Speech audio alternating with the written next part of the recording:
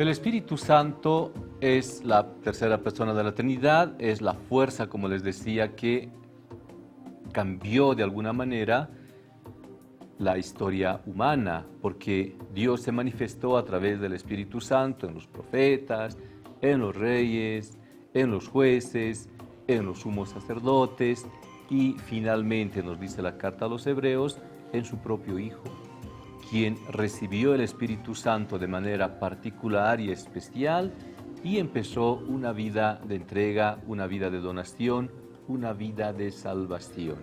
Lucas particularmente es muy conocido como el Evangelio del Espíritu, porque tanto en el Evangelio como en los Hechos de los Apóstoles, cuyo autor también es Lucas, el Espíritu Santo prácticamente guía el caminar primero de la comunidad apostólica junto a Jesús y después de la comunidad eclesial, las comunidades que van formando sobre todo en la misión de Pablo. En este corto pasaje con un intermedio, porque hay un salto, 2 veces se manifiesta el Espíritu Santo. Primero en la boca de Juan, no soy yo, es otro, aquel que viene a bautizar con el Espíritu Santo y con el fuego, testimonio de Juan. Y después cuando Jesús se bautiza, hace una oración, ahora el testimonio es del mismo Dios, porque una voz de entre las nubes dice, tú eres mi Hijo en quien me complazco, el amado, tú eres mi Hijo que hoy he engendrado. Y vino el Espíritu Santo en forma de paloma. Padre Isaac, el Espíritu Santo y su importancia en nuestra iglesia, nosotros ciertamente como tradición occidental somos cristocéntricos. La iglesia oriental le da más énfasis a la presencia del Espíritu. ¿Qué es el Espíritu Santo en nuestra vida, en la vida de la iglesia? El Espíritu Santo, como decías, es la tercera persona de la Trinidad, Padre, Hijo, Espíritu Santo, importante. A veces tenemos una mentalidad, una idea de Dios individualista, y Dios es interpersonal, Dios es comunitario, Dios es familia, Dios es comunión. Y, bueno, según la teología, o el aspecto, el acento principal del Espíritu Santo, es el que hace de vínculo de unión entre el Padre y el Hijo. El Padre engendra al Hijo en el amor del Espíritu Santo. Y este Espíritu Santo pues es el que, bueno, desde la creación, pero después una vez que Adán y Eva rompen la relación con Dios, el Espíritu Santo sigue intentando reanimar, renovar la vida de las personas, especialmente del pueblo de Israel, como decían los profetas, hasta Jesucristo. Y Jesucristo es concebido por obra del Espíritu Santo. Recibe el Espíritu Santo en el bautismo, para iniciar su labor, su obra, su misión mesiánica, su misión salvadora. Antes de la pasión-muerte recibe el Espíritu Santo también, recibe esta voz también del cielo, tú eres mi Hijo, el amado, en la transfiguración. Y Jesucristo cuando muere, al final dice, expiró, exhaló el Espíritu. Jesucristo le dice a los apóstoles, esperar a que yo vuelva y recibiréis el Espíritu Santo. Es decir, el gran portador del Espíritu Santo, el gran dador del Espíritu Santo a la Iglesia, a la humanidad, es Jesucristo. Y hasta que Jesucristo muere, resucita, hasta después, no envía el Espíritu Santo. Por eso, a los 50 días de la Pascua, según el Evangelio de Lucas, Pentecostés, la irrupción del Espíritu Santo, que marca propiamente ya la acción misionera de la Iglesia.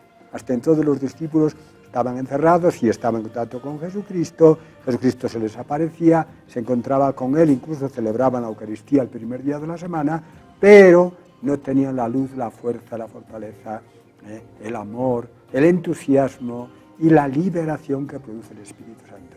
Estaban cohibidos, acobardados y bastante oscurecidos todavía, no tenían una claridad. Entonces, el Espíritu Santo es el alma de la Iglesia. Sin el Espíritu Santo, la Iglesia no está paralizada. ¿Y qué ocurre? Muchas veces nos olvidamos de esto y parece que queremos hacer una Iglesia puramente humana, desde nuestro esfuerzo, desde nuestro trabajo. Y sí, creemos en Jesucristo, maravilloso Jesucristo, pero Jesucristo es un ideal que nos resulta inalcanzable. Aquel que nos une a Jesucristo, aquel que hace que tengamos acceso, que podamos llegar al encuentro con Jesucristo, aquel que nos hace comprender, cuando llegue el Espíritu Santo, Él os hará entender todo. os hará comprender todo lo que yo os he dicho. Es el Espíritu Santo. No podemos vivir una vida cristiana. No podemos.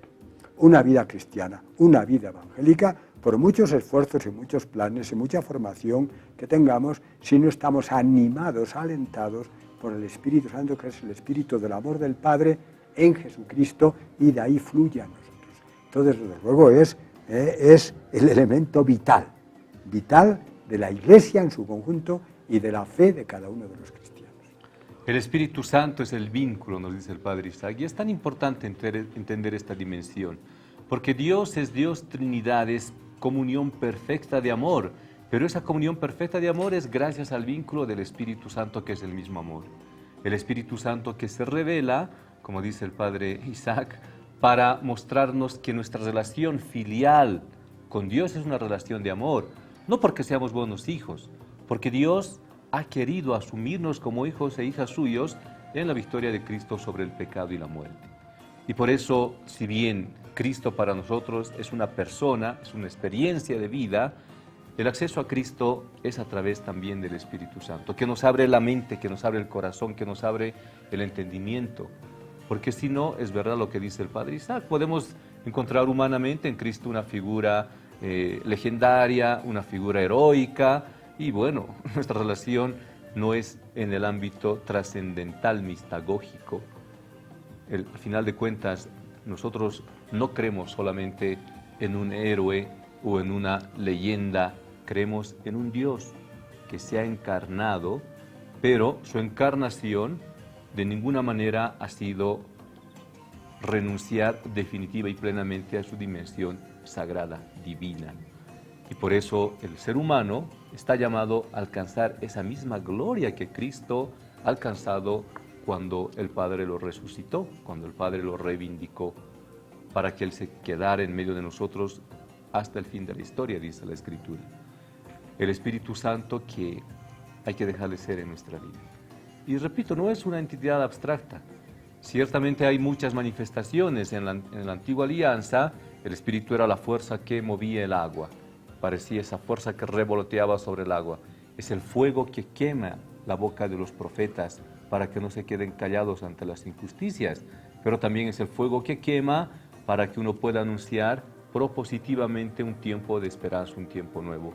Es el Espíritu que se manifiesta para que Isabel, esta anciana, estéril, pueda concebir y dar a luz a un hijo, Juan el Bautista. El Espíritu que anuncia a María ese plan de salvación que va a llevarse adelante gracias al sí, a la disposición plena de María Santísima. Es el Espíritu que empuja a Jesús al desierto para que pueda discernir cuál es el plan de salvación. Es el Espíritu que acompaña a su iglesia cuando después los discípulos están encerrados con miedo para que puedan anunciar esta novedad que han recibido en Cristo. Es el Espíritu que se hace carne en nosotros. Padre Jaime, ¿cómo entendemos? Padre Isaac ya nos ha explicado la importancia del Espíritu Santo, pero nosotros, ¿cómo dejamos ser al Espíritu? A veces, sí, la imagen del Padre es la imagen de un viejito, barbudo, creador de todo. La imagen del Hijo es más clara, Jesucristo en las distintas versiones y las distintas obras de arte, desde las más parecidas hasta las menos parecidas. Y el Espíritu Santo tiene tantas manifestaciones. Aquí parece, dice, como una paloma. Pero el Espíritu Santo, ¿cómo se personifica en la vida de la persona? Es difícil tener un objeto, ¿no?, para indicarnos cómo es el Espíritu Santo, qué es el Espíritu Santo. Ya tenemos paloma, recordamos en el Antiguo Testamento como la paloma había indicado a Noé, a su familia, del término del diluvio. Entonces recordamos como llegó la paloma y desapareció. No es algo tan visible, ¿no?, el Espíritu Santo, pero obviamente vemos resultados en la vida de las personas que reciben el Espíritu Santo, comenzando obviamente con Jesús, su bautismo. tenía como 30 años para analizar la situación. Y parece que Jesús, por haber visto el sufrimiento del pueblo, tenía un deseo muy fuerte de recibir el Espíritu de Dios. En el momento de su bautismo, la comunión con su Padre, era momento de disfrutar, de reconocer de que el Padre ya ha visto también la necesidad de nuestro pueblo y de todo el mundo. Y por eso Jesús tenía tantos deseos, ¿no?, de iniciar su misión. Y también tenía un sentido de la realidad. Tenía que ir al desierto y fue probado por la presencia del maligno y sabía que iba a volver, ¿no?, las tentaciones. Y Jesús manifestó el poder, su amor. Es como se puede ver, ¿no?, en muchas personas, hay un espíritu de sencillez, es un espíritu humano, ¿no? Es alguien que nos ofrece una sonrisa, una mamá con mucha atención a su bebé. Es un amor, es el resultado del espíritu que mueve a la persona en su corazón a responder a otra persona. Entonces el Espíritu Santo sigue haciendo posible el amor de Cristo en nuestra iglesia y en nuestro mundo. Y ojalá que sigamos deseando la fuerza, la sencillez también del Espíritu Santo en nuestras vidas. Tan claro y tan concreto. El Espíritu se personifica en el amor que uno manifiesta a los demás. Pero el amor sagrado, el amor del que nos habló Cristo, el amor que entrega su vida por los suyos, por los demás. El amor que San Pablo tiene un himno tan hermoso en la carta a los Corintios.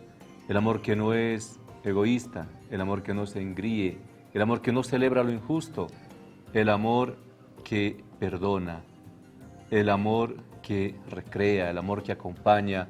Al final de cuentas, si nosotros sentimos esa fuerza del Espíritu, tendríamos que ser amantes de la vida, amantes de todo lo que nos rodea, pero no en el sentido romántico, sino en la voluntad y la decisión de entregar nuestra vida.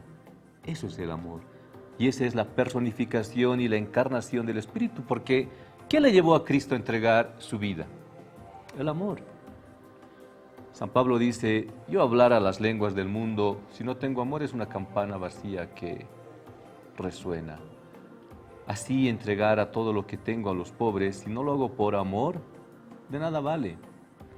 Pero hoy, tan desgastado está el término, creo que es importante, a la luz del Espíritu Santo, retomar el significado del amor sagrado, del amor cristiano, llamémoslo así, del amor que realmente renueva la vida. Padre Waldo, el Espíritu Santo es el Espíritu que da vida. Karl Rahner decía, hablando del existencial sobrenatural, el Espíritu en el momento en el que hay unión entre el óvulo y el espermatozoide, hay vida. Hoy es una cuestión muy discutida en términos científicos, jurídicos, desde cuándo el embrión realmente es considerado como persona, etcétera. Nosotros teológicamente, en la antropología teológica nos los han enseñado, asumimos que desde el momento en el que el óvulo y el espermatozoide se encuentran, hay un aliento de vida. Y de hecho hoy la ciencia nos dice que incluso el mapa genético ya está diseñado desde ese momento. Sin embargo, también es verdad que hay el espíritu del mal, que quiere acabar con esta vida, como nosotros hoy entendemos, porque varias veces yo lo he escuchado. Primera certeza, el hombre es bueno por naturaleza, de eso no tenemos que dudar, pero el mal existe. Hay la negación de la vida y hay una negación explícita, a veces legal, de las condiciones también de vida. ¿Qué es el espíritu del mal, Padre? El espíritu del mal es también espíritu.